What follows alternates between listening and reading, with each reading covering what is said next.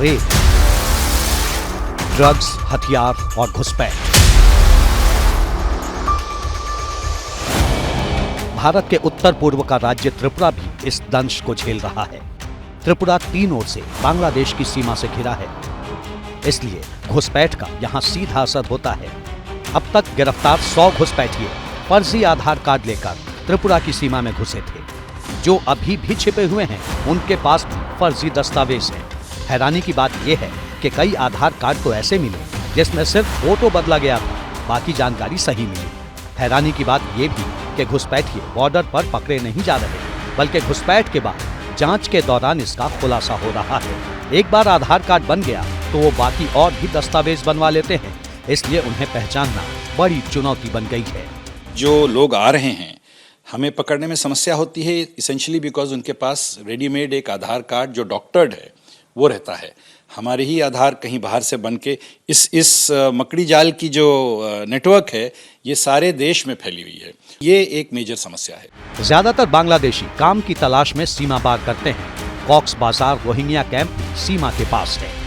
Road connectivity on the other side जो कॉक्सेस बाजार में रोहिंग्या और ये कैंप्स हैं उससे बहुत अच्छी है। 2-3 घंटे में हमारे बॉर्डर पे आ जाते हैं। हमारे यहाँ रेलवे है इस बॉर्डर पे और अच्छी रोड्स हैं। लेबर के लिए और बाकी कार्यों के लिए जो इस्तेमाल किया जा रहा है उसके लिए कई राज्यों से ये कॉन्ट्रैक्टर्स इत्यादि लेबर सरदार उनकी डिमांड के बेसिस पे ये टाउट नेटवर्क वर्क करता है। जिस स्टेशन पर एबीपी न्यूज की संवाददाता मनोज्ञा लोईवाल को आप देख रहे हैं, यहाँ से सिर्फ 2 घंटे की दूरी पर कॉक्स बाजार रोहिंग्या कैंप है। घुसपैठिए अगरतला के रास्ते रेल के जरिए भारत में फैल जाते हैं।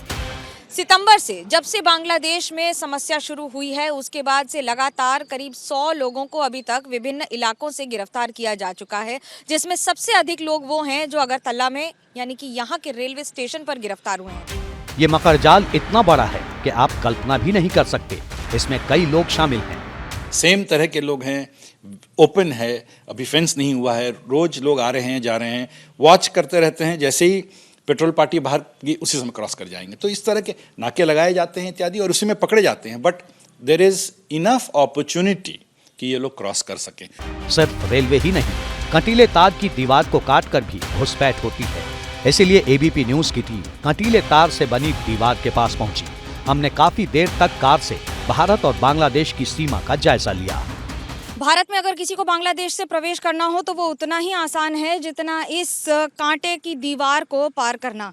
दरअसल मैं इस समय हूँ अखोरा बॉर्डर के पास, इस भारत बांग्लादेश सीमा पर, जो कि त्रिपुरा पर है। कल्पना कीजिए अगर कोई व्यक्ति भारत में प्रवेश कर चुका है इस इलाके से और भारत में आके आपको आधार कार्ड दिखाता है तो फिर आप यही समझेंगे कि वो भारत का है। बांग्लादेशी सिर्फ काम के लिए घुसपैठ नहीं करते, ड्रग्स रैकेट और आतंकवादी गतिविधियों में भी वो शामिल रहते हैं।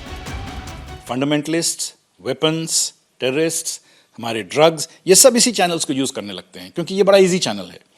तो ये डेंजर है हमारे लिए कि इस तरह की अगर क्रॉसिंग्स होती रहीं तो फंडामेंटलिस्ट एलिमेंट्स हमारे यहाँ पैठ बनाएंगे। पहले भी हमारे यहाँ 1-2 केसेस इस तरह की हुई हैं और इस चैनल्स को यूज़ करके वो इंडिया की किसी भी क्षेत्र में जा सकते हैं। घुसपैठियों के दलाल भारत में ड्रग्स, हथियार और आतंकवाद रेल, सड़क और कंटीली तार की दीवार को पार कर फैलाते हैं। भारत के बंगाल हो या फिर त्रिपुरा, यहाँ पर बांग्ला भाषा बोली जाती है। ऐसे में कोई भी व्यक्ति अगर बांग्लादेश से आता है तो उसके लिए यहाँ पर घुसपैठ करके घुसना और यहीं पर घुल मिल जाना थोड़ा सा ज्यादा आसान होता है।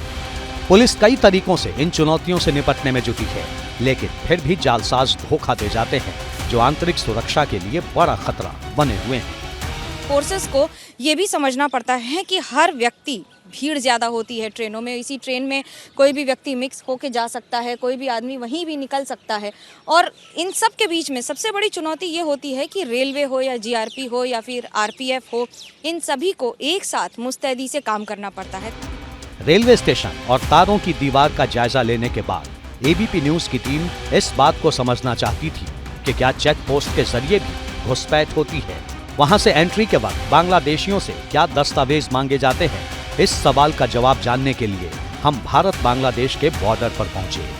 आधार कार्ड का इस्तेमाल होने लगा है, उसकी वजह से चुनौतियाँ कई गुना ज़्यादा हो गई हैं। जब कोई ये कहे कि वो भारत का ही नागरिक है और अपना आईडी दिखाई ये कहते हुए, तो फिर पुलिस के लिए चुनौती हो जाती है तब जब वो बॉर्डर पार करके भारत में आ चुका हो। बीएसएफ, जीआरपी, आरपीएफ और त्रिपुरा पुलिस मिलकर घुसपैठ को रोकने में जुटी हैं।